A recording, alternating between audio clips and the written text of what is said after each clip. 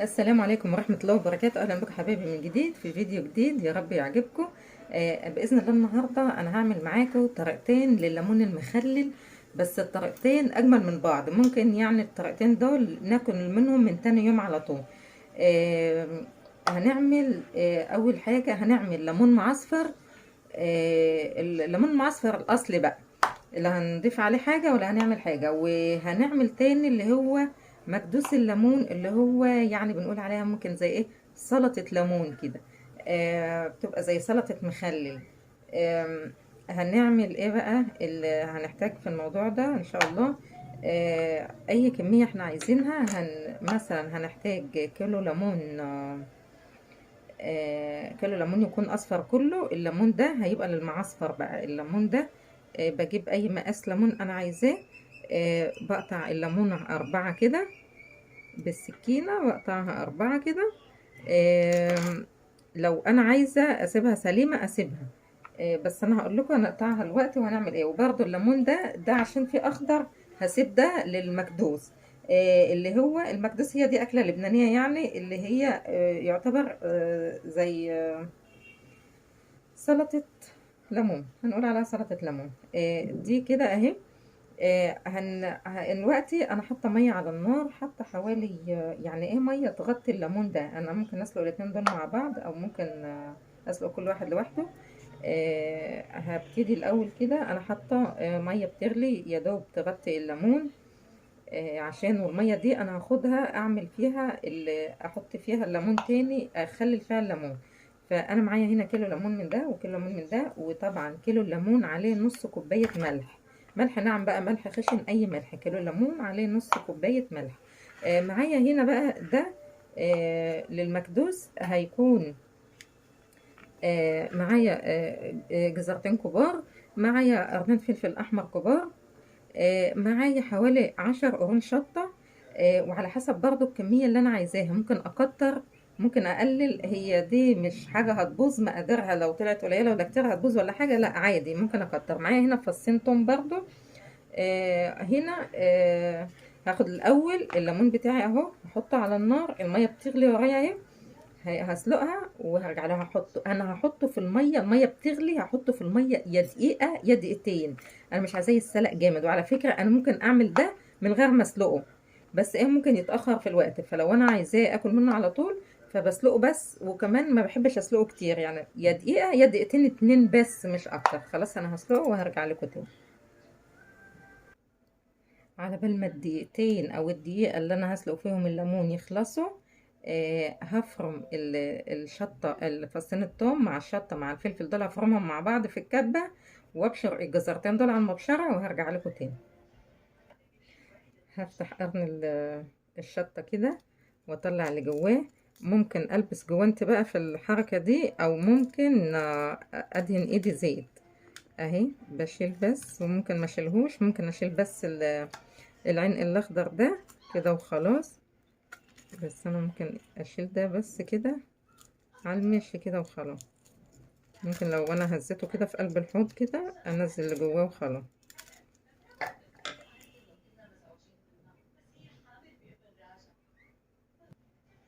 شايفين انا طلعت الليمون اهو. ما كملش ما كملش دقيقتين، ما كملش.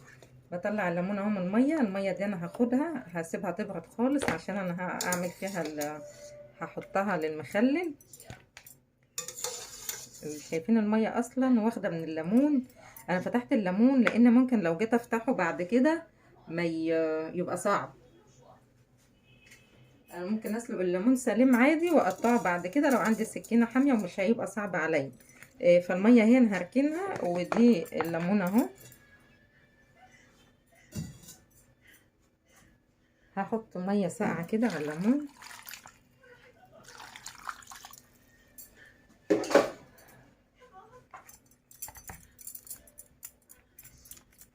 هفضي بقى الميه دي تاني وهرجع لكم. دلوقتي خلاص انا بشرت الجزر اهو. وهنا فرمت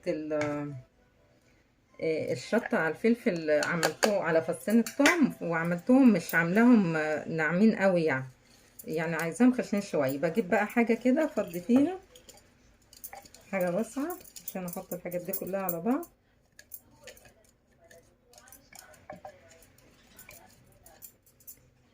برجع بقى احط كده، حطيت الشطه اهي، الفلفل والشطه وعلى الثوم، وحطيت هنا الجزر اهو. ببتدي بقى هنا كده في الكبه تاني اخد الليمون بتاعي ده اهو، واقطعه بقى ايه في كده عشان اضربه برضو ضربتين. ممكن اشيل البذر منه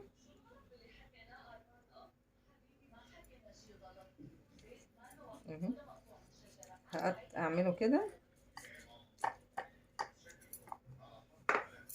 هضربهم بقى في الكبة وهرجع لكم تاني. خلاص كده انا قطعت الليمون برضو مش ناعم قوي. ولو انا ما عنديش كبة ممكن اعمله على ايدي، يعني احاول اعمله على قد ما اقدر 2 أو 4.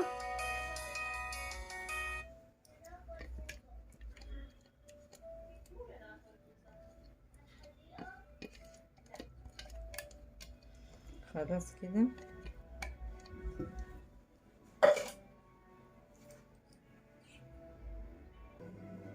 خلاص كده قطعت الحاجات كلها هي، وقطعت الليمون. بس الليمون لو مش متقطع حلو في الكبة ممكن نعمله بايدينا، وممكن احنا نقطعه اكتر من كده. يعني احنا ممكن نقطعه بالسكينة بقى كده لو الكبة ما بتعملش حلو، ونقطعه كده. او ممكن احنا اصلا نقطعه كده ونقطعه احنا ايه من غير كبة ولا حاجة. ممكن نقطعه كده، نقطعه كده عادي. لما ينزل اللي جواه كده عادي مش مشكلة اهو. ممكن نستغنى عن الكبة خالص اهو. خلاص كده.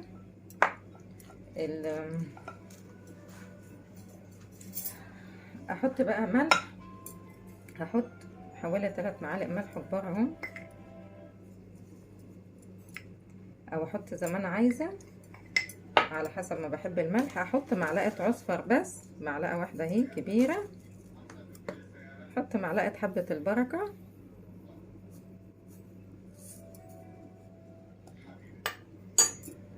واقلب كده في بعضه.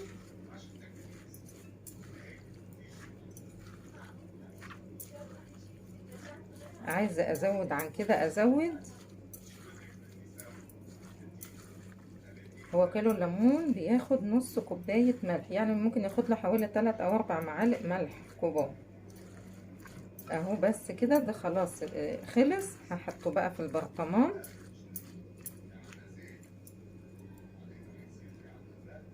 وهرجع لكم تاني. خلاص كده شايفين المخلل بتاعي شكله عامل ازاي؟ حاجه بسم الله ما شاء الله، جميله جميله جميله. عايزين نكتر الليمون، عايزين نكتر الشطه اللي احنا بنحب نكتر منه، ما هيش فارقه بقى ايه الشكل. يعني هنا انا يمكن عندي هنا الليمون اقل من الجزر والفلفل، او يمكن الجزر اللي كتير فمخلي الليمون قليل. عادي مش مشكله. طبعا البرطمان كده على فكره ممكن اكل منه الوقت اهو. هو ده بالذات ممكن يتاكل وقتها، يعني تاني يوم اكل. هاخد، انا مش عايزه البرطمان ملان قوي كده علشان اما اقفله لازم يكون في تهويه. اي برطمان مخلل علشان ما يفرش ويوقع. لان هو اوقات بيبقى يسخن كده ويفور، تلاقيه بيوقع ميه او بينزل ميته، فتلاقي الميه بتزيد وبتوقع. خلاص كده اهو.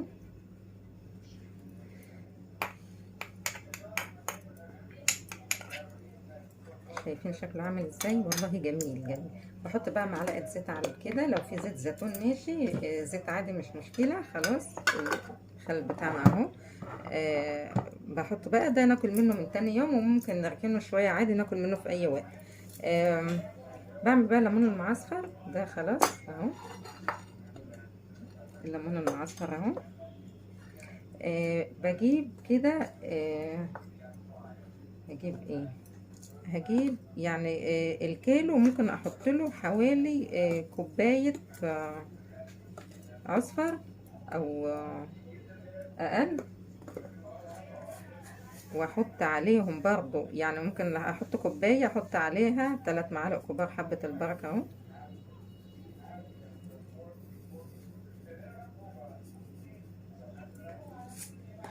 انا عايزه بقى ايه، انا بشرت جزريه واحده، انا عايزه احط معاها جزريه بس. الاصل بتاع الليمون المعصفر ما بنضيفش على اي حاجه، بيبقى عصفر وحبه البركه بس، وتقلب عليهم الملح. احط عليهم برضو 3 معالق ملح كبار اهم،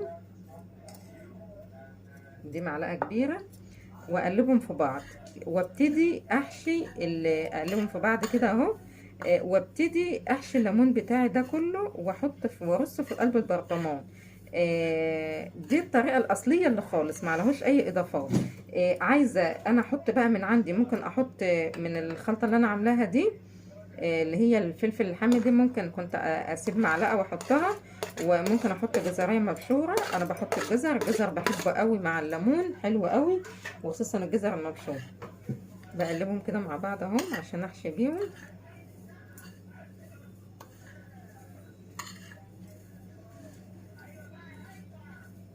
ممكن احط شويه عصفر كمان، انا بحط حوالي كوبايه عصفر، حوالي كوبايه على كيلو الليمون، او ممكن اقل من كوبايه كمان لو انا عايزه. خلاص كده اهو، كده المخلل بتاعي بس ان انا جاهز ان انا هحشيه كده اهو من كل الليمونه كده اهي. هعمل الليمون بتاعي كله كده اهو بالشكل ده كده.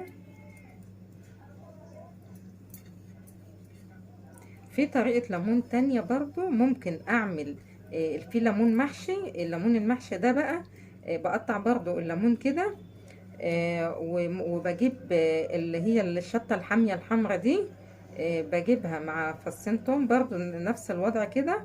الشطة بس بجيب الشطة افرمها ومعاها فصين توم، وبعدين احط عليها الملح بتاعها برضو، وبحشي بيه بقى الليمون كده، بس بدل العصفر وحبة البركة بحشي بالشطة المفرومة اللي معمولة في الكب. خلاص كده اهو. لو اتبقى حاجة من الخليط ده انا هحطه عادي معاه في البرطمان. كده كده الليمون ده بيبقى في بعضه كده، ويعني بيتاكل بحاله باللي عليه، بيتقل وقوامه بيتقل وبيبقى حلو قوي. هخلصه وارجع لك.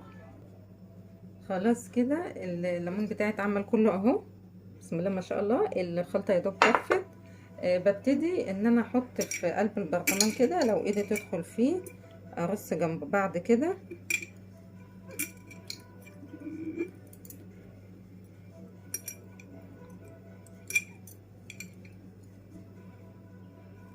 اهو، برص كده وبعدين ايه برص كله فوق بعض وهرجع لكم تاني.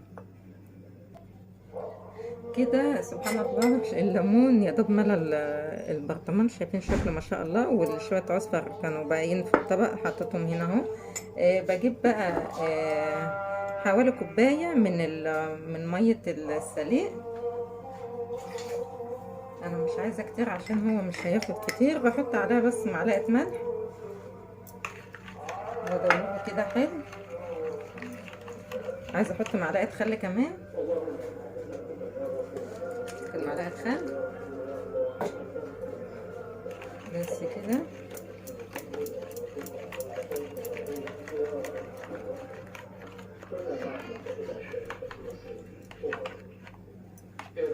هفضي بقى عليه كده واحده واحده لغايه ما ينزل جواه كده.